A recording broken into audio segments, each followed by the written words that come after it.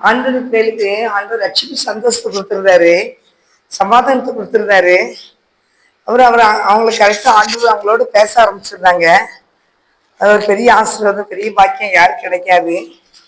இந்த பாடுகளும் பிரச்சனைகளும் அவங்களுக்கு நிறைய தான். முடிஞ்சிற ஒவ்வொருவருக்கும் அந்த பாடுகள் பிரச்சனைகள் ஏன்னு கேட்டீங்கன்னா, பிசாசின் பிடியில கிடக்கிற மக்களை பூரா விடுதலை பண்றதுக்கு ஆண்டவர் அவங்களுக்கு இருந்திருக்கிறார். கத்து விழித்து சிற பிள்ளைகளை.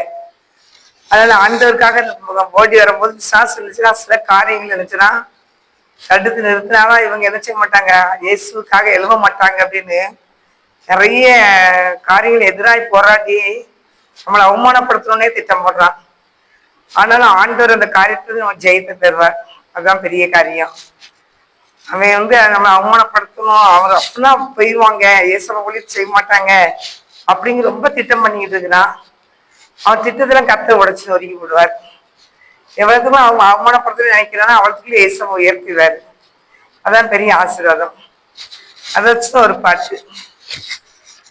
இயேசுவின் கரங்களை பற்றி கொண்டேன், நான் இயேசுவின் கரங்களை பற்றி கொண்டேன், எதற்கும் பயமில்லையே, இனியும் கவலை எனக்கு இல்லையே, எதற்கும் பயமில்லையே, இனியும் கவலை எனக்கு இல்லையே. அல்லேலூயா அல்லேலூயா அல்லேலூயா அல்லேலூயா